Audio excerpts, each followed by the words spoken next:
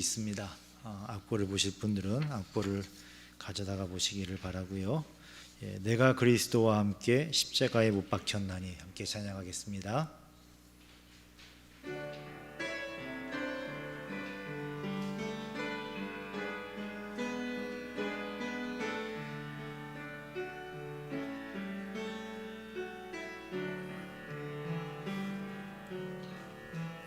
내가 그리스도와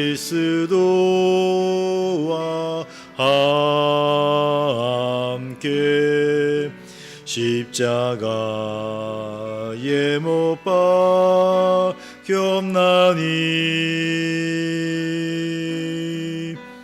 그런즉 이제 내가 산 것 아니요 오직 내 안에 예수께서 사신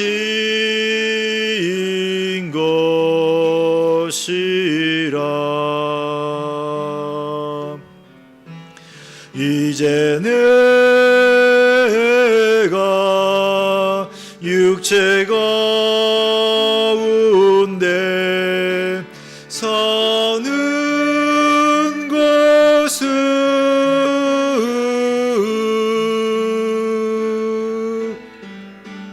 나를 사랑하사 자기 버리신 예수 위에 산 것이라. 내가 그리스도와 함께 내가 그리스도와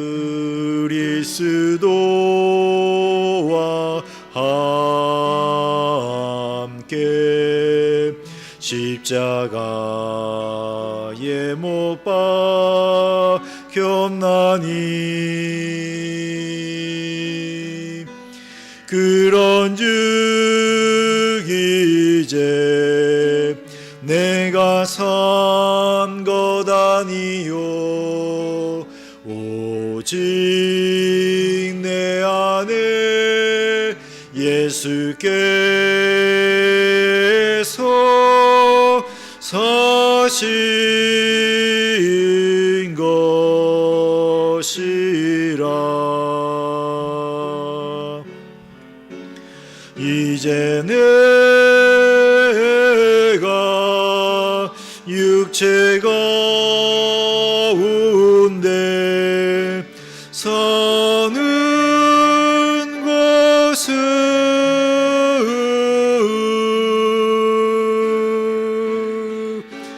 나를 사랑하사 자기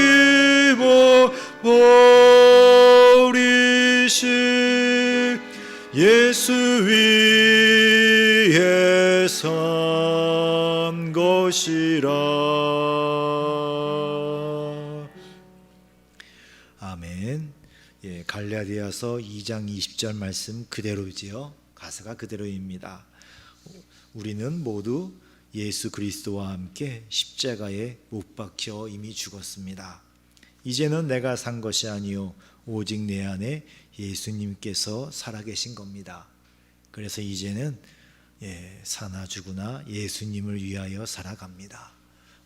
이 고난주간을 지내면서 예수님의 십자가의 의미, 또 우리 예수님이 흘리신 보혈을 함께 찬양하길 원합니다. 계속해서 보혈을 지나 하나님 품으로 찬양하겠습니다.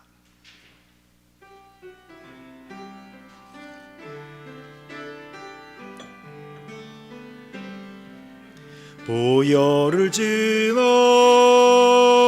하나님 품으로 보혈을 지나 아버지 품으로 보혈을 지나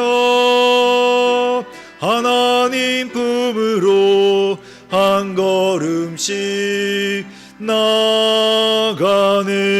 보혈을 지나 보혈을 지나 하나님 품으로 보혈을 지나 아버지 품으로 보혈을 지나 하나님 품으로 한 걸음씩 나가네. 존귀한 주 보혈이 내 영을 새롭게 하시네. 존귀한 주 보혈이 내 영을 새롭게 하네. 다시 한번 찬양합니다. 보혈을 지나 하나님 품으로 보혈을 지나 아버지 품으로 보혈을 지나 하나님 품으로 한 걸음씩 나가네. 보혈을 지나 보혈을 지나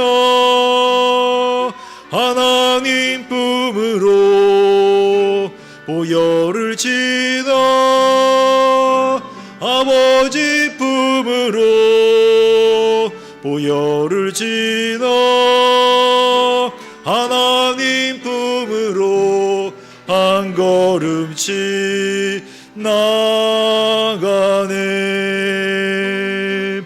존귀한 주 보혈이 내 영을 새롭게 하시네. 존귀한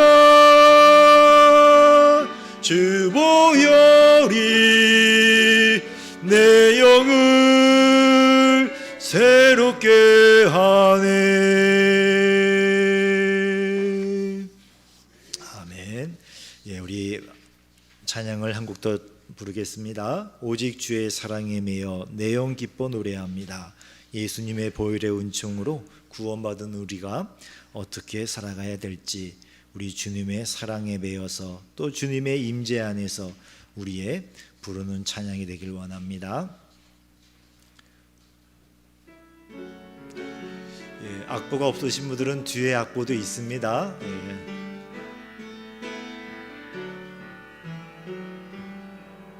오직 주의 사랑에 매여 내 영 기뻐 노래합니다. 이 소망의 언덕 기쁨의 땅에서 주께 사랑 드립니다. 오직 주의 임재 안에 갇혀 내 영 기뻐 찬양합니다. 이 소명의 언덕 거룩한 땅에서 주께 경배드립니다. 주께서 주신 모든 은혜 나는 말할 수 없네. 내 영혼 즐거이 주 따르렵니다. 주께 내 삶 드립니다. 다시 한번 찬양합니다. 오직 주의 사랑에 매여 내 영 기뻐 노래합니다. 이 소망의 언덕 기쁨의 땅에서 주께 사랑 드립니다. 오직 주의 임재 안에 갇혀 내 영 기뻐 찬양합니다. 이 소명의 언덕 거룩한 땅에서 주께 경배드립니다. 주께서 주신 모든 은혜 나는 말할 수 없네. 내 영혼 즐거이 주 따르렵니다. 주께 내 삶 드립니다. 주께서 주신 모든 은혜, 주께서 주신 모든 은혜 나는 말할 수 없네. 내 영혼 즐거이 주 따르렵니다. 주께 내 삶 드립니다. 아멘. 조용히 기도하시면서 3일 예배 하나님 앞에 올려드리겠습니다. 우리의 사랑을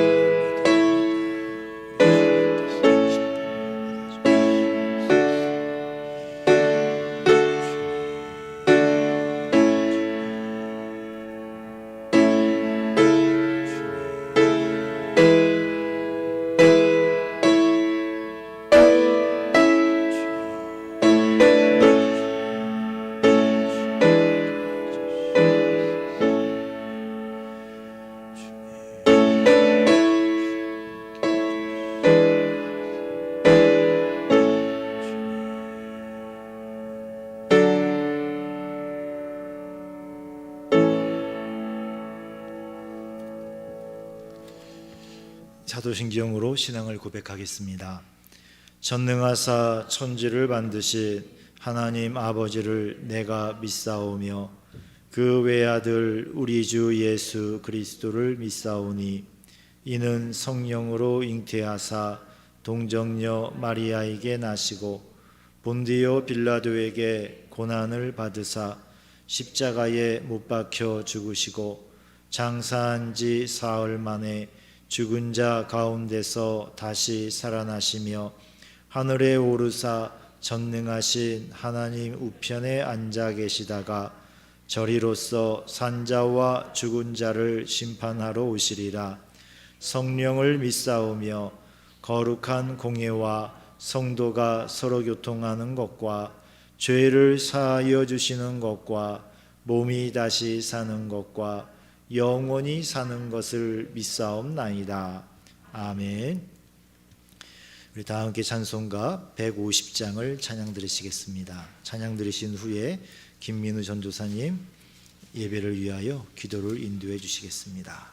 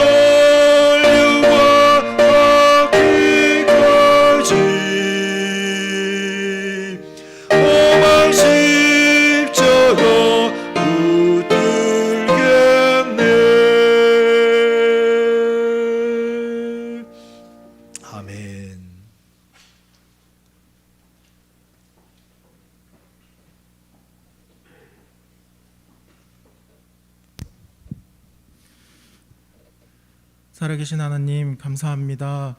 오늘도 우리가 바쁜 일상을 보내고 이 시간에 주님께서 계시는 정말 그 주님의 예배 자리에 모여서 우리가 한 목소리로 예배할 수 있게 해주심에 너무나도 감사합니다. 주님께서는 우리를 언제나 생각하시고 우리를 선한 길로 인도하시기를 원하시지만 우리의 생각은 너무나도 짧고 부족하여서 언제나 주님이 보시는 것을 보지 못하고 우리의 낮은 시선으로 세상을 살아갈 때가 많습니다.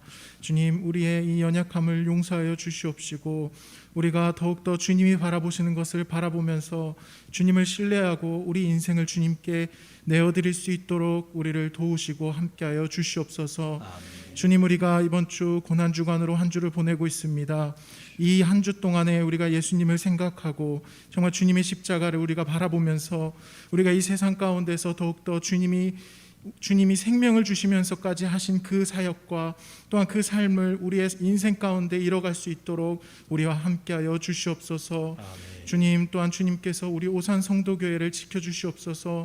오산 성도교회가 주님께서 주목하시는 교회가 될 수 있도록 하여 주시옵시고 우리가 이 세상 가운데에서 더욱더 예수님을 드러내고 또한 예수님을 통하여서 기쁨과 그 즐거움과 행복 가운데 주님을 예배하며 살아갈 수 있는 우리 오산 성도교회가 될 수 있도록 하여 주시옵소서. 아멘. 주님께서 오산 성도교회를 통하여서 정말 이 오산 땅뿐만 아니라 대한민국과 또한 세계 열방 가운데에 정말 주님의 일을 이루실 수 있도록 우리를 써주시옵시고 우리의 이 모든 사역과 예배 가운데에 주님의 일하심이 넘치게 있을 수 있도록 함께하여 주시옵소서. 아멘. 주님, 또한 주님께서 세우신 최부활 목사님의 그 모든 건강과 또한 그 사역 가운데 함께하여 주셔서 정말 주님의 그 능력과 주님께 함께하심으로 정말 그 사역과 모든 삶 가운데 함께하여 주시옵소서. 축복하여 주시옵소서.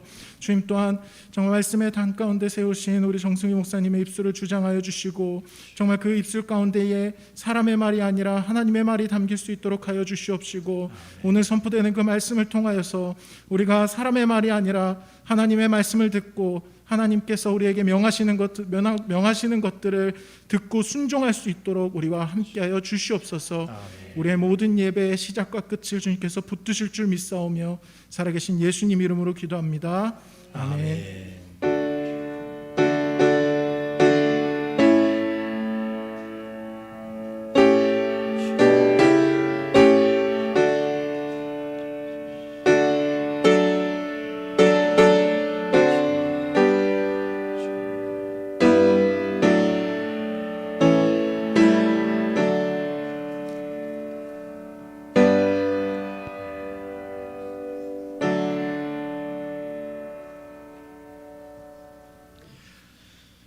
오늘 함께 보실 하나님 말씀은 마태복음 11장 16절에서 19절까지 말씀을 함께 보겠습니다.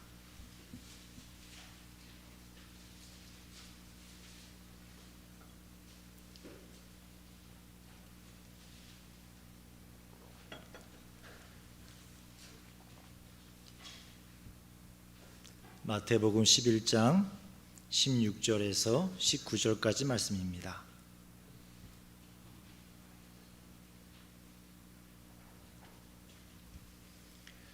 함께 읽겠습니다.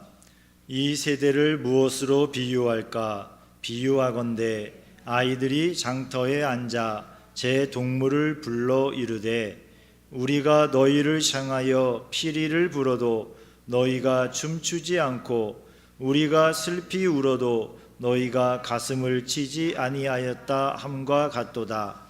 요한이 와서 먹지도 않고 마시지도 아니하매 그들이 말하기를 귀신이 들렸다 하더니 인자는 와서 먹고 마심에 말하기를 보라 먹기를 탐하고 포도주를 즐기는 사람이요 세리와 죄인의 친구로다 하니 지혜는 그 행한 일로 인하여 옳다함을 얻느니라. 아멘. 우리 399장 함께 찬양을 드리겠습니다.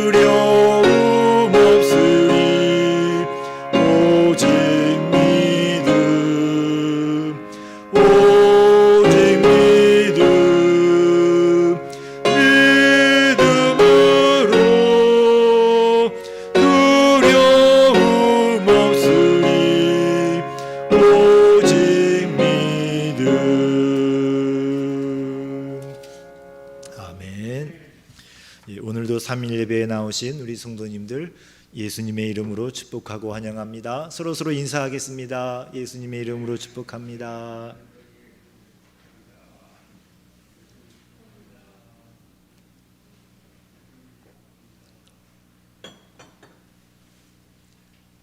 인사를 안 하는 분이 한 분이 계십니다. 예. 다음 주에도 안 하시면은 특별히 인사를 시켜드리겠습니다. 예.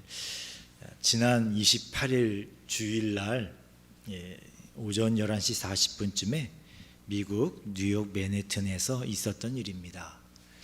교회에 가고 있던 60대 여성분이 있었습니다. 아시아계 미국인 분이었습니다. 그런데 흑인 남성이 아무런 이유 없이 지나가다가 여러 번 발로 걷어차가지고 큰 부상을 당했습니다. 문제는 바로 옆에 건물에서 미국인 남성 3명이 그 장면을 지켜보고 있었습니다. 그런데 쓰러진 여성을 돕기는커녕 출입문을 닫아버렸습니다. 건물 안에서 짐을 정리하던 한 남성은 폭행 가정을 처음부터 봤지만 가만히 이게 있었고요. 또 뒤늦게 그 건물의 보안 요원 2명이 나와서 보고서 조용히 그냥 문을 닫아버렸어요. 이게 CCTV에 그대로 장면이 담겨서 미국에서 뉴스로 나갔습니다. 자, 이런 일이 미국에만 있는 일은 아닌 것 같습니다. 우리나라에서도 내 눈앞에서 일어난 일이라 할지라도 내 일이 아니면은 무관심한 것이 요즘의 세태 아닙니까? 남의 일에 무관심할 뿐만 아니라 자신의 영혼에도 무관심한 것이 우리 시대입니다. 인생에 있어서 생명보다 더 중요한 것이 영혼인데 이 영혼의 문제에 아주 무관심한 분들을 만나면 참 답답합니다. 정말 중요한 것은 영혼인데 왜 모르실까? 예수님도 유대인들의 반응에 무척 답답해 하셨습니다. 오늘 본문 16절과 17절을 보시면은 장터 비유가 나옵니다. 예수님께서 유대인들이 도대체 못 알아듣고 못 깨닫고 제대로 보지 못하고 그게 답답하셔갖고 이 비유의 말씀을 하신 겁니다. 자, 이 비유는 사실이나 사건을 말씀하신 것이 아닙니다. 의미를 전달해 주기 위해서 예수님이 재미있는 이야기를 만드신 거예요. 그래서 우리는 그 이야기 속에 담긴 의미를 찾아야 합니다. 16절을 보시면 이 세대를 무엇으로 비유할까? 이 세대는 예수님 당시의 세대만을 말씀하시는 것은 아닙니다.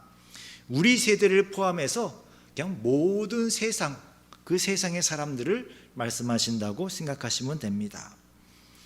비유하건대 아이들이 장터에 앉아 제 동물을 불러라고 했습니다. 장터, 여러분들은 여기서 장터라고 하면 뭐가 생각이 나세요? 저도 딱 봤을 때 시장터가 생각이 납니다. 시장바닥. 그런데 예수님이 말씀하신 것은 그냥 아이들이 노는 공터를 말씀하신 겁니다. 그래서 거리, 좀 큰 거리에서 공터에서 아이들이 놀고 있는데 제 동물을 불렀습니다. 그러니까 다른 친구를 불렀어요. 이르되 우리가 너희를 향하여 피리를 불어도 너희가 춤추지 않고 우리가 슬피 울어도 너희가 가슴을 치지 아니하였다라고 말씀하십니다. 자, 피리를 분다, 슬피 운다. 이것은 피리를 분다는 것은 아이들이 결혼식 놀이를 하고 있는 거예요. 잔치 놀이잖아요. 결혼식 잔치. 그러면 서로가 즐겁게 막 춤을 춰야지요. 이 유대인들은 잔치를 벌렸다 하면은 일주일이 기본이었어요. 그냥 먹고 마시고 정말 즐겁게 흥겹게 마을에서 잔치를 냈습니다. 한 마을 사람들이 다 친척이고 가족이니까요. 정말 대단했다고 합니다. 자, 또 슬피 울어도 이것은 장례식 놀이를 하는 겁니다. 누가 죽었으면 돌아가셨으면은 가슴을 치고 슬퍼하는 신용을 해야 되는데, 그래야 놀이가 되잖아요. 놀이가 같이 이렇게 놀아야 되는데, 이 친구들이 춤도 안 추고 가슴을 치면서 슬픈 표정도 안 짓고, 무반응이요, 무관심이었습니다. 이 이야기의 의미를 예수님께서 곧바로 풀어서 말씀해 주셔요. 18절을 보시면, 요한이 와서 먹지도 않고 마시지도 아니하매 그들이 말하기를 귀신이 들렸다 하더니, 세례 요한은 매우 금욕적인 생활을 하셨습니다. 우리처럼 이런 집 안에서 사시지 않으시고요, 들판에 나가서, 광야에 나가서 사셨고, 그곳에서 좋은 음식을 먹지 않고 메뚜기를 먹었습니다. 또 낙타 털로 옷을 해서 입었습니다. 요즘 우리 생각에는 낙타 털, 가죽옷, 그거 비싼 거 아닙니까? 그 당시에는 진짜 안 좋은 옷이었습니다. 그런 옷을 입고 살았는데, 그 모습을 보고 유대교 지도자들은 세례 요한이 귀신이 들려서 광야에서 살고 메뚜기를 먹고 낙타 털옷을 입었다라고 이야기를 했습니다. 이 유대인들은, 특별히 유대교 지도자들은 사람들이 세례 요한에게 많이 몰리는 게 너무 싫었어요. 그리고 세례 요한이 하는 말도 너무 싫었습니다. 세례 요한은 심판이 임박했다, 금방 심판이 임하니까 회개하지 않으면 다 망할 것입니다 라고 말씀을 전했습니다. 그래서 이 세례 요한을 무척 싫어했습니다. 그래서 사람들에게 세례 요한이 귀신 들렸다고 헛소문을 퍼뜨린 것입니다. 귀신 들려서 저래 하고 소문을 퍼뜨렸습니다. 그런데 예수님에 대해서도 좋은 말은 안 했어요. 오늘 예수님이 본인이 들어서 알고 있는 이야기를 하시는 겁니다. 사람들이 이렇게 얘기하는데 비밀이 어디 있습니까? 또 돌고 돌고 돌아서 예수님도 다 들으신 거예요. 우리 예수님이 유대인들이 예수님에 대해서 말하는 것을 들으신 내용이, 인자는 와서 먹고 마심에 말하기를 보라, 먹기를 탐하고 포도주를 즐기는 사람이요 세리와 죄인의 친구로다 하니라고 했습니다. 사실 유대교 지도자들만 예수님에 대해서 싫어한 것이 아니고요, 세례 요한의 제자들도 예수님이 좀 마음에 안 들었어요. 불만이 많았습니다. 왜냐하면 예수님은 먹고 마시는데 주저함이 없으셨어요. 세례 요한은 다른 유대인들처럼 때를 따라 금식도 하고 무척 절제하며 살았는데, 예수님은 그런 모습을 보여주지 않으셨습니다. 그래서 세례 요한의 제자들이 예수님께 찾아왔습니다. 마태복음 19장 14절을 보시면, 그때에 요한의 제자들이 예수께 나와 이르되 우리와 바리새인들은 금식하는데 어찌하여 당신의 제자들은 금식하지 아니하나이까? 차마 예수님께, 예수님 당신은 왜 금식하지 않습니까? 라고 물어볼 용기는 안 났어요. 감히 그럴 수는 없었고, 그래서 제자 이야기로 빙 둘러 이야기를 한 것입니다. 자, 이 요한의 제자들에게 예수님이 대답하십니다. 마태복음 9장 15절에 보면, 예수께서 그들에게 이르시되 혼인집 손님들이 신랑과 함께 있을 동안에 슬퍼할 수 있느냐? 그러나 신랑을 빼앗길 날이 이르리니 그때에는 금식할 것이니라. 생명의 주이신 예수님께서 함께 계시는 동안에는 온 세상이 잔치자리입니다. 지금도 우리 예수님이 우리와 함께 계시지요. 그러니 우리가 살고 있는 이 세상도 온 세상이 잔치자리입니다. 예수님이 함께 계시는 그곳, 그 자리는 잔치자리예요. 그래서 예수님께서 내가 너희와 함께 있는 동안에는 슬퍼할 수 있겠느냐? 그러나 신랑을 빼앗긴 날, 곧 예수님이 잠시 제자들과 떨어져 있을 때가 올 텐데 그때는 그들이 금식할 것이다 라고 말씀을 하셨습니다. 예수님 안에서 성도는 슬픈 세상, 고난의 세상이 아니라 기쁨과 즐거움의 세상을 살아가는 것입니다. 때로는 슬픔도 있고 고난도 있습니다. 그렇지만 예수님 안에서 예수님이 주시는 기쁨이 너무나 커서 그 슬픔과 고난을 넉넉하게 이기며 살아가는 것입니다. 이것이 예수님 안에 거하고 예수님이 안에 계신 성도의 세상을 살아가는 모습입니다. 이게 성도의 세상이에요. 여러분의 세상입니다. 여러분의 세상은 예수님이 말씀하신 것처럼 기쁜 잔치의 세상입니까? 아니면 슬픔과 고난의 세상이십니까? 표정들이 좀 안 좋으세요. 기쁨의 세상이 되기를 원합니다. 자, 우리 예수님께서 또 말씀하셔요. 먹기를 탐하고 포도주를 즐기는 사람이요 세리와 죄인의 친구라고 예수님에 대해서 이 사람들이 악의적인 소문을 퍼뜨렸습니다. 자, 예수님은 포도주를 드시고 취하신 적은 없어요. 취할 정도로 드신 적은 없으셨고요. 그리고 좋은 음식을 잘 못 드셨죠. 그래서 삐쩍 마른 분이셨습니다. 그리고 당시에 스스로 의로운 사람이라고 하던 바리새인이나 사두개인 제사장들이 그냥 버렸지요. 죄인이라고 그냥 버려버린 세리나 그리고 율법을 지키며 살아가지 못하는 사람들. 여기 19절에 나오는 세리와 죄인의 친구다 할 때 죄인은요, 죄를 지은 죄인이 아니라 율법을 못 지키는 사람들을 다 죄인이라고 불렀어요. 율법을 지키려면 굉장히 어렵습니다. 밖에 나갔다가 들어오면 꼭 손을 씻어야 돼요. 발을 닦아야 되고요. 정말 가난하게 사는 사람이 집에 들어와서 그런 물이 어디 있습니까? 우리야 수도꼭지 틀면 되지요. 근데 그 당시에는 물이 무척 귀했습니다. 아주 부자들이나 그렇게 살 수 있었죠. 부자들도요, 물이 아까워서요, 세수 대야에다가 물을 우리처럼 이렇게 막 씻어갖고 휙 버리고 그런 거 못했어요. 그냥 그 율법을 지키긴 해야 되니까 이런 그 잔에다가 물을 똑 떨어뜨려서 물이 또르르 흘러와서 손끝에서 한 방울 똑 떨어지면 율법을 지켰습니다라고 했습니다.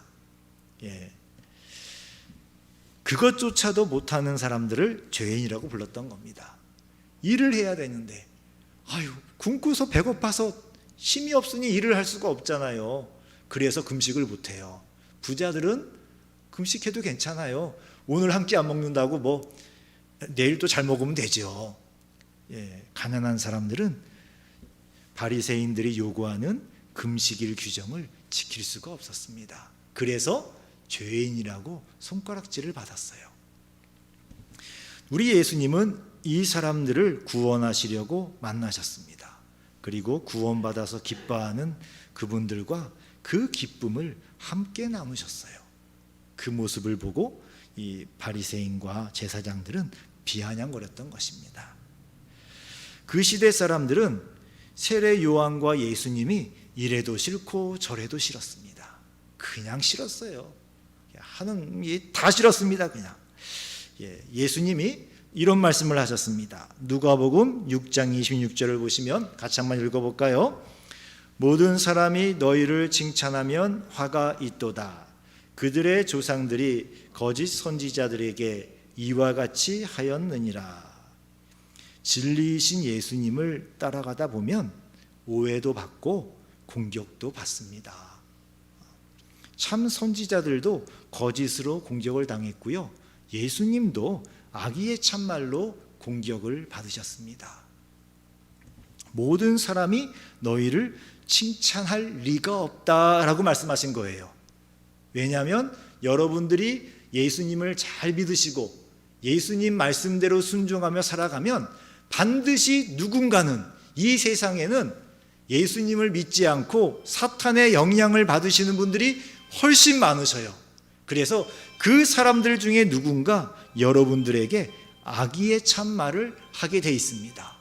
자, 우리 성도님들 중에 술을 드시다가 이제는 내가 예수님 믿으니까 이제 절대 술을 마시지 않겠습니다. 회식 자리가 열렸습니다. 한 잔씩들 다 받으세요. 저는 이제 예수님 믿기 때문에 한 잔 못합니다.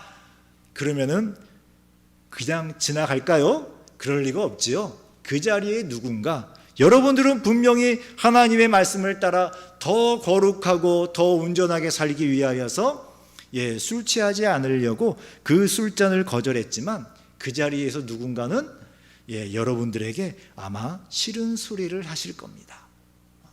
그러한 일들을 당연하게 받으라는 거예요. 예수님도 그러셨습니다. 우리 시대 성도들도 사탄의 조종을 받는 사람들에게 악의의 참말을 듣는 것을 이상하게 생각하지 말아야 됩니다. 요한복음 15장 18절과 19절을 보시면 또 한번 같이 읽어보지요. 세상이 너희를 미워하면 너희보다 먼저 나를 미워한 줄을 알라. 너희가 세상에 속하였으면 세상이 자기의 것을 사랑할 것이나 너희는 세상에 속한 자가 아니요 도리어 내가 너희를 세상에서 택하였기 때문에 세상이 너희를 미워하느니라. 세상이 여러분을 사랑한다가 아니고 미워한다라고 했습니다. 세상은 예수 믿는 분들, 특별히 예수님을 잘 믿으려고 하는 분들에게 그렇게 호의적이지는 않습니다. 하나님이 은혜를 베푸셔서 우리가 주변에 좋은 분들을 만나서 예수님을 믿지 않지만 우리의 신앙이 존중받을 때도 있어요. 그렇지만 또 어떨 때는 정말 우리가 예수님을 믿기 때문에 미워하는 사람들을 만나기도 합니다. 그럴 때 두려워하거나 당황하지 말라고 예수님이 말씀하신 겁니다. 세상 사람들은 예수님을 모르기 때문에 하나님도 모르고 아무것도 몰라서 예수님을 믿는 사람들을 그저 미워할 뿐입니다. 우리 성도는 그 사람들을 같이 미워하지 말아야 돼요. 몰라서 그런 것이니 불쌍하게 생각해야 됩니다. 우리 예수님께서 십자가 위에서 저들이 아무것도 몰라서 저러는 것이니 아버지 용서해 주세요 기도하지 않으셨습니까? 우리 예수님의 그 마음, 십자가의 사랑으로 우리는 그분들의 영혼을 위해서 기도해야 됩니다. 그리고 전도해야 됩니다. 교회와 성도를 욕하던 사람들 중에 나중에 예수님 믿으신 분들이 의외로 많이 있으셔요. 그래서 우리 성도님들도 예수님의 그 이름을 지키면서 그 영광을 위하여서 살아갈 수 있기를 원합니다. 자, 그리고 예수님이 이 모든 이야기 끝에 유대인들의 그 당시에 속담 한마디를 덧붙이십니다. 19절 끝에 보시면 지혜는 그 행한 일로 인하여 옳다함을 얻느니라 라고 말씀하십니다. 자, 이 말씀은 사람을 쉽게 판단하지 말고 나중에 그 결말을 보고 판단하는 것이 지혜다라고 하신 말씀이세요. 사람의 결말을 보기 전에 사람을 함부로 판단하지 마십시오 라고 하신 말씀이십니다. 지금 아무리 바리새인이나 제사장들이 예수님에 대해 나쁘게 이야기하고 나쁜 소문을 만들어서 막 퍼뜨린다 할지라도 결국 예수님이 하신 일의 결과를 보면 무엇이 옳은지 알게 됩니다. 열매로 그 사람을 알게 된다는 말씀입니다. 우리 예수님께서 십자가와 또 부활로서 모든 것의 끝을 보여주셨지요. 열매를 보여주셨습니다. 그런 것처럼 우리 신앙생활에도 결과 곧 열매가 있어야 됩니다. 이게 성도의 지혜예요. 우리 예수님이 그 모든 사역의 마지막을 확실하게 보여주신 것처럼 우리도 우리의 삶을 예수님을 믿고 살아가면서 우리 신앙생활에 결과가 있어야 됩니다. 교회는 다니는데 그 생활의 결과, 열매가 없어요. 그러면 안 되겠습니다. 자, 예수님과 예수님의 말씀이 우리 안에 들어오시면 마음속에 근본적인 변화가 생깁니다. 어둠을 좋아하던 마음이 빛을 좋아하게 됩니다. 그래서 많은 분들이 이러시더라고요. 처음 예수 믿을 때는 옷장 안에 검은색 옷이 많으시대요. 그러다가 믿음이 들어가고 또 예수님의 말씀을 따라 살다 보니까 점차 옷장 안에 밝은색 옷들이 많아지게 된답니다. 자, 이런 마음의 변화는 행동의 변화를 가져옵니다. 전에는 하나님 앞에서 죄 짓는 일이 아무렇지도 않았어요. 사실 그런 일이 죄가 되는지도 몰랐지요. 성경을 모르고 예수님을 모르니 그게 죄인지도 모르고 그냥 그 죄를 짓고 살았는데, 이제는 예수님 때문에 죄 짓는 일이 두려워집니다. 죄를 짓더라도 예전과는 다르게 너무 마음이 아프고 괴로워져요. 그리고 성경 말씀대로 살고 싶은 마음이 생깁니다. 나도 이 성경 말씀처럼 살고 싶습니다. 이런 마음이 생겨요. 그리고 또 그 마음에 순종해서 성경 말씀대로 살면 그때 예수님이 말씀하신 열매를 맺게 됩니다. 우리 안에 계신 성령님께서 우리의 생각과 행동이 열매로 맺어지며 성품과 삶이 변하게 해주십니다. 이런 열매, 그 변화는 예수님 안에서 너무나 당연한 것입니다. 초대교회 성도들이 지금 우리보다 정말 힘든 상황에서 예수님을 믿었잖아요. 그런데도 그 시대에 수많은 사람들이 예수님을 믿게 된 것은 그때는 지금처럼 기록된 성경도 없었습니다. 그분들이 외우고 있는 신약 성경이 없었어요. 신약 성경이 쓰여지지도 않았으니까. 그런데도 불구하고 사도들도 아니요, 또 성경 선생님도 아닌데 그분들이 전도하고 전도를 받고 그 주변 사람들이 예수님을 믿게 된 것은 예수님을 믿고 변화된 그 사람의 삶을 보고서 많은 사람들이 예수님을 믿게 됐습니다. 성도는 반드시 죽을 때까지 성품과 삶의 변화, 곧 예수님을 닮아가는 변화가 있어야 됩니다. 나는 나이가 들었으니까 이제 끝! 이런 게 없습니다. 예수님을 만나러 가는 그 순간까지 우리는 예수님을 닮아가야 돼요. 예수님을 닮아가려고 하는 것이 바로 말씀하신 성령의 열매를 맺는 일입니다. 자, 갈라디아서 5장 22절과 23절을 보면 성령의 열매에 대해서 말씀을 하십니다. 같이 또 한번 읽어보지요. 오직 성령의 열매는 사랑과 실학과 화평과 오래 참음과 자비와 양선과 충성과 온유와 절제니 이런 것을 이 같은 것을 금지할 법이 없느니라. 사랑, 실학, 화평, 오래 참음, 자비, 양선, 충성, 온유, 절제 모두 그냥 뚝딱하고 우리 속에 만들어지는 게 하나도 없어요. 모두 다 오랜 세월이 필요한 것들입니다. 그래서 열매라고 표현을 하신 거예요. 열매. 열매가 하루아침에 맺어지는 열매 보셨습니까?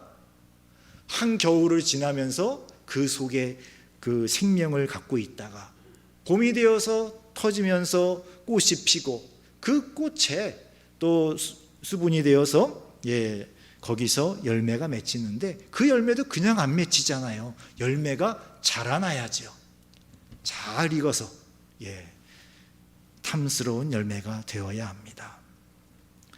자, 부디 우리 성도님들이 신앙생활의 열매, 이런 성품과 삶의 변화를 포기하지 않기를 바랍니다. 의외로 많은 분들이 포기하시더라고요. 목사님, 저는 이렇게 살다 죽을래요. 이러면 여러 번 만나 뵙습니다.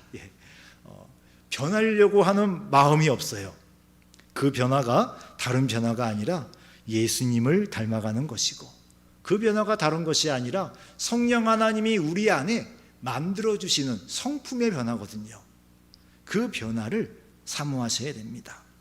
이 열매는 있어도 되고 없어도 되는 것이 아니라 하나님께 인정을 받아야 하는 문제입니다. 우리 성도는 우리의 열매를 하나님께 인정받아야 합니다. 요한복음 15장 8절을 보실까요? 앞에 있죠? 같이 읽습니다. 너희가 열매를 많이 맺으면 내 아버지께서 영광을 받으실 것이요 너희는 내 제자가 되리라. 너희가 열매를 많이 맺으면, 우리 예수님 마음이세요. 우리가 열매를 많이 맺기를 원하십니다. 예수님 믿었으니까 끝 이런 게 아닙니다. 예수님 믿는 것은 이제 진짜 그 복된 생활, 신앙생활의 시작이에요. 시작. 믿었으면은 이러한 변화가 따라와야 됩니다. 저는요 50년을 30년을 10년을 믿어도 아무런 변화가 없던데요. 대단하신 겁니다. 그 꾸준함은 정말 대단하신데 우리 예수님은 기뻐하지 않으세요. 우리 예수님은 아까 우리가 찬양 불렀듯이 십자가에 나를 죽이고 예수님이 우리 안에 사시기를 원하세요. 그러면 예수님을 닮아가지 않겠습니까? 그 과정에서 열매를 맺게 돼 있습니다. 자, 또 계시록 22장 12절을 보면 보라 내가 속히 오리니 내가 줄 상이 내게 있어 각 사람에게 그가 행하는 대로 갚아주리라. 우리 예수님이 상을 주시겠다고 했습니다. 우리가 맺는 열매는 우리 예수님이 주시는 상이 됩니다. 자, 우리는 세상이 원하는 열매가 아니라 예수님이 원하시는 열매를 맺어야 합니다. 세상도 우리 성도에게 끊임없이 변화를 요구해요. 세상이 원하는 변화는 잘 따라가면 돈이 될 수 있습니다. 세상의 변화를 잘 읽으셔야 큰 돈을 버십니다. 그런데 우리 영혼과 신앙과 또 성도의 성품과 삶에 직접적인 유익은 없어요. 좋은 세상의 변화는 수용하고 따라가야 하겠지만 무조건 그 변화를 따라가다 보면 결국 망하고 맙니다. 성도는 성령의 인도를 따라 변화해야 하고 그 열매를 맺어야 합니다. 성도의 열매는 하나님 앞에 상이 됩니다. 예수님께서 그 상을 보증해 주셨지요. 곧 예수님께서 인정하시는 열매가 하나님 앞에서 상이 되는 겁니다. 이 상은 시험을 봐서 주시는 게 아니에요. 시험 치는 거 싫으시지요? 시험 치라고 안 하십니다. 특별한 일을 해야만 주시냐? 그것도 아니셔요. 성경 말씀대로 예수님 안에서 성령의 인도하심을 따라서 살아가다 보면 누구나 자연스럽게 만들어지는 열매입니다. 이 열매에 대해서 상을 주시겠다는 겁니다. 그러니 모든 성도가 다 받을 수 있는 상이에요. 예수님이 주시는 상을 포기하지 마십시오.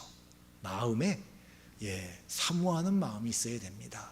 나도 천국에 가서 우리 소위 쓰는 말로 개털이 아니라 예수님이 칭찬도 해주시고 위로도 해주시고 저 상도 좀 받았으면 좋겠습니다. 예수님 어떻게 살면 그렇게 되겠습니까? 자, 그러나 우리가 열매라고 생각했던 것들이 우리의 고집에서 나온 전통일 때도 있습니다. 예수님 안에서 성령을 따라 하는 일들은 항상 변화가 있습니다. 그 변화는 천국에 갈 때까지 멈추질 않습니다. 어느 성도도 살아있는 동안 예수님을 완전히 닮을 수 있는 성도가 없기 때문에 그렇습니다. 내 안에 또는 우리 공동체 안에 어떤 좋은 변화가 생겼다고 그것만을 끝까지 고집하면 안 됩니다. 주님은 우리에게 항상 더 좋은 것을 주세요. 작은 변화와 그 열매를 붙들고 평생을 만족하며 사는 분들도 계십니다. 잘못된 것은 아닙니다만 예수님 보시기에 안타깝지 않겠습니까? 더 좋은 것이 있는데 왜 변화를 거부하는가? 자, 예전에 제가 폴더폰을 쓴 적이 있습니다. 다들 써보셨겠지요? 큰맘 잡고 그 당시에 제일 좋다고 하던 애니콜을 장만한 적이 한 번 있습니다. 애니콜 끝물이었지만은요. 그걸 쓰다가 보니까 스마트폰이 나왔습니다. 에이, 스마트폰이 뭐 별거 있겠어? 에이, 역시 이게 폴더폰이 그냥 편하고 좋아 하고 이렇게 쓰고 있었습니다. 그러다가 이 친구도 이제 다 돼가지고 할 수 없이 좀 비싸지만 스마트폰을 사서 썼습니다. 정말 좋더라고요. 야, 돈이 아깝지 않다. 정말 좋습니다. 자, 성령님이 주시는 변화는 정말 좋은 겁니다. 주님이 부르실 그날까지, 그때까지 성도는 열매를 만들면서 살아가는 겁니다. 내가 이미 맺은 열매 요만한 거 됐어요, 이거면 됐지요, 이렇게 살아가는 것이 아니라 그 열매를 더 풍성하게 또 다른 열매를 또 만들어가면서 하루하루 주님이 부르시는 그날까지 살아가는 것입니다. 자, 또 어떤 분들은 은혜 받으면 큰일 나는 줄 아는 분도 계십니다. 그래서 정말 그런 분이 계시더라고요. 은혜 안 받으시려고 진짜 노력 많이 하세요. 은혜 받고 변화 받으면 다 신학교에 간다고 생각을 하세요. 전 재산을 헌금해야 된다고 생각을 하세요. 세상을 버리고, 세상 친구 다 버리고 교회만 나와야 된다고 생각을 하세요. 자, 우리 예수님이 세상 속에서 살아가셨습니다. 그런 것처럼 성도도 세상 속에서 살아갑니다. 산 속에 들어가지 마십시오. 그리고 예수님이 부르신 경우에만 목회자의 길을 가는 것입니다. 아무리 많은 은혜를 받았어도 주님께서 부르셨다라는 확실한 응답이 없으면 걸음을 멈추고 그 응답이 올 때까지 기다리면 됩니다. 그리고 하나님께서 믿음과 감사의 표시로 11조와 감사헌금을 내라고 하셨지 항상 모든 것을 드리라고 말씀하진 않으셨습니다. 그러나 모든 것이 하나님의 것이라는 믿음은 정말 갖고 있어야겠습니다. 자, 그리고 마지막으로 이 열매가 있는 성도는 세상 앞에 여유가 있어요. 예수님이 그 마지막 하신 말씀, 지혜는 그 행한 일로 인하여 옳다함을 얻느니라, 이 말 속에는 예수님의 여유가 들어가 있습니다. 예수님이 그 순간 즉시로 이놈들아 그게 아니란 말이야, 너희들이 틀렸어, 내가 알려주마, 이렇게 안 하시고요, 나중에 결과를 보자 말씀하신 거예요. 너희들이 아무리 떠들어도 결국 무엇이 옳은지 무엇이 진리인지 다 드러날 테니 그때 가서 보자 말씀하신 겁니다. 예수님은 십자가의 죽으심과 부활로서 그 결과를 보여주셨습니다. 그 결과를 이미 알고 계셨고 너무나 확실하기 때문에 예수님은 여유가 있으셨습니다. 일의 결과가 있는 성도, 믿음의 열매가 있는 성도는 세상과 사람들 앞에서 여유가 있습니다. 당장은 거짓에 휘둘려도 결국은 옳은 것, 선한 것이 드러날 것이기 때문입니다. 우리 주님께서 온 세상 앞에, 모든 사람 앞에서 여러분의 옳음을, 여러분의 선함을 드러내실 것입니다. 그러니 우리는 주님이 드러내실 때까지 잠시 기도하며 인내하고 있으면 됩니다. 세상과 세상의 사람들을 두려워하지 마십시오. 떼거리로 달려들어도 악을 악으로 갚지 말고 선으로 악을 이기는 방법을 기도하며 찾으십시오. 우리 본성으로는 안 됩니다. 우리는 한 대 맞으면 최소한 한 대지요. 기분 나쁘면 두 대라도 때려주고 싶어요. 이게 우리 본성입니다. 그러나 우리 예수님은 그렇게 살지 말라고 하셨잖아요. 선으로 악을 이기고, 그리고 악을 악으로 대하지 말라고 하셨으니 도대체 어떻게 해야 됩니까, 주님? 지혜를 구하십시오. 우리 예수님이 원하시는 방법을 기도하며 찾으십시오. 결국은 예수님 말씀처럼 지혜는 그 행한 일로 인하여 옳다함을 얻게 될 줄로 믿습니다. 사랑하는 성도 여러분, 예수님도 세상과 세상 사람들에게 오해를 받으시고 비방을 받으셨습니다. 하물며 예수님의 제자인 여러분에게 세상과 세상 사람들이 어떻게 대하겠습니까? 뻔하지 않습니까? 주변에 좋은 분들이 있으면 감사하십시오. 주님, 예수님 믿어서 험한 일 안 당했으니까 정말 감사합니다. 특별하게 감사 헌금을 드리십시오. 진짜 특별한 감사의 제목입니다. 그러니 예수님 때문에 당하는 일들을 이상하게 생각하지 말고 두려워하지도 마십시오. 그냥 당연하게 생각하고 그분들을 불쌍하게 여기십시오. 다만 우리 성도들은 하루하루 옳은 일을 행하며 살아가면 됩니다. 그 일들이 여러분의 성품과 삶의 열매가 될 것입니다. 그리고 마지막에는 천국에서 여러분이 예수님께 받을 상이 될 것입니다. 세상을 믿음으로 살아가되 여유를 가지고 살아갑시다. 조급하면 실수를 하거나 죄를 짓게 됩니다. 사탄이 그런 성도를 표적으로 삼아요. 예수님 안에서 여유를 갖고 살아가시기 바랍니다. 지혜는 그 행한 일로 인하여 옳다함을 얻느니라는 말씀처럼 옳은 일을 행하며 하나님의 인정하심을 바라는 지혜로운 여러분이 되시기를 예수님의 이름으로 축원합니다. 기도하겠습니다. 하나님 아버지, 우리도 지혜로운 성도가 되기를 원합니다.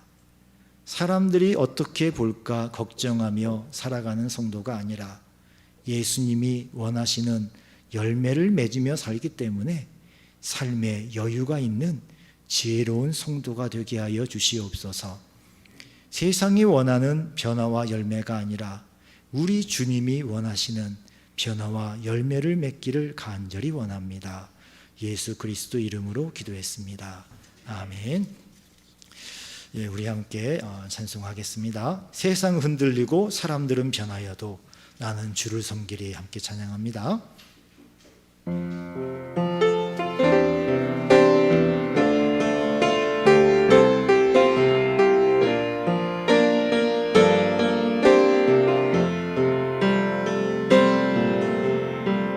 세상은 들리고 사람들은 변하여도 나는 주를 섬기리.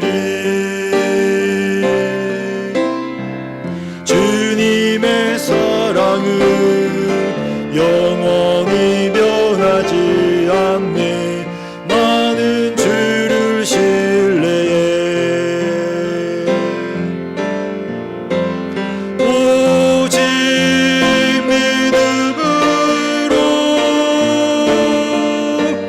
믿음으로 내가 살리라. 오직 믿음으로 내가 살리라. 믿음은 들리고 사람들 주를 떠나도 나는 주를 섬기리. 주님의 나라는 영원히 쇠하지 않네. 나는 주를 신뢰해. 오직 믿음으로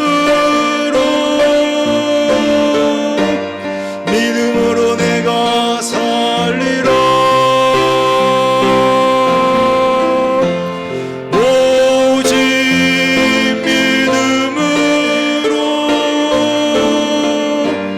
믿음으로 내가 살리라. 오직 의인은 믿음으로 말미암아 살리라. 오직 의인은 믿음으로 말미암아 살리라. 아멘. 우리가 믿음으로 살아갈 때에 예수님이 원하시는 열매를 맺게 될 줄 믿습니다. 성품과 삶의 변화가 있을 줄 믿습니다. 함께 이것을 기도하기를 원합니다. 예수님이 원하시는 열매를 많이 맺고 성품과 삶의 변화가 있기를 원합니다. 이 시간 또 간절히 이렇게 살아갈 수 있도록 이런 변화가 내 안에 있기를, 그 변화가 내 성품을 바꾸고 그리고 그것이 열매가 되어서 우리 하나님이 상을 주신 그러한 결과가 되는 그런 삶을 살길 원합니다. 주여 한번 부르시고 함께 기도하겠습니다. 주여, 주여 도와주시옵소서. 우리가 예수님을 믿을 때에 주여, 우리가 언제나 똑같으면 안 됩니다. 세월이 가면서 우리가 변화되어야 합니다. 열매를 맺혀져야 되고 그 열매가 자라나야 합니다. 예수님의 성품을 닮아가야 합니다. 예수님을 닮아가야 합니다. 예수님처럼 다 되지 못한다 할지라도 주여, 우리가 조금씩이라도 바뀌어 가기를 정말 원합니다. 주여 도와주시옵소서, 도와주시옵소서. 오늘 우리가 보고 있는 우리의 모습보다 내년 이맘때 우리가 서로를 바라볼 때에 주여 정말 변화된 모습을 볼 수 있기를 원합니다. 이러한 주님 변화가, 이러한 열매가, 이러한 성품의 열매들이 우리의 가정을 바꾸게 하여 주시옵소서. 남편과 아내 사이의 대화가 바뀌게 하여 주시옵시고, 부모와 자녀 사이의 대화가 바뀌고 아버지와 관계가 변화되게 하여 주시옵소서. 아버지여, 교회에서 교우들과 함께 생활하는 그 모습이 변화되기를 원합니다. 언제나 내가 상처받는 것을 두려워하던 것에서 이제는 주님, 내가 먼저 사랑을 주기 위하여서 아버지여 먼저 내 마음을 열고 나를 먼저 희생하고 사랑으로 내어놓는 주여, 그런 변화가 있기를 간절히 원합니다. 주여 도와주시옵소서, 주여 도와주시옵소서. 우리 오산 성도교회에 아버지여 마음의 상처라는 말이 사라지게 하여 주시옵소서. 상처가 어디 있습니까? 사랑만이 있습니다. 보듬어줄 뿐입니다. 주여, 상처가 되지 않는 것이 언제나 내 마음속에 여유가 있기 때문에 우리 주님께서 옳은 것을 보여주실 것이고 우리 주님께서 나를 변호해 주실 것이고 결국에는 아버지께서 선하고 옳은 것을 나타내 주실 것이기에 주여, 내가 조급하지 않고 인내하며 기다릴 수 있기에 아버지여, 우리가 다투지 않고 사랑할 수가 있습니다. 다 인내하고 말아줄 수가 있습니다. 주여, 주여 도와주시옵소서. 우리의 성품의 변화가 있게 하여 주시옵소서. 그 변화가 열매가 되게 하여 주시옵소서. 우리 예수님 다시 오실 때에 정말 칭찬받는 상이 있는 그러한 우리의 열매가 되게 하여 주시옵소서. 오 주님, 도와주시길 간절히 원합니다. 아버지 하나님, 감사합니다. 우리도 예수님 말씀처럼 그런 변화가 있기를 간절히 원합니다. 내년 이맘때 우리가 서로 바라볼 때에 지금 우리의 모습을 생각하면서 서로가 기뻐할 수 있기를 원합니다. 서로가 우리 예수님께 정말 감사하며 박수를 치며 기뻐할 수 있기를 원합니다. 우리가 이렇게 은혜로 변화되어서 바뀌었습니다. 예수님을 조금이라도 더 닮아간 것 같습니다. 고백이 있는 우리의 모습, 우리 오산 성도교회가 되도록 주여 축복하여 주옵소서. 예수 그리스도 이름으로 기도했습니다. 아멘. 하늘에 계신 우리 아버지여, 이름이 거룩히 여김을 받으시오며 나라에 임하옵시며 뜻이 하늘에서 이룬 것 같이 땅에서도 이루어지이다. 오늘날 우리에게 일용할 양식을 주옵시고 우리가 우리에게 죄 지은 자를 사하여 준 것 같이 우리 죄를 사하여 주옵시고 우리를 시험에 들게 하지 마옵시고 다만 악에서 구하옵소서. 대개 나라와 권세와 영광이 아버지께 영원히 있사옵나이다. 아멘.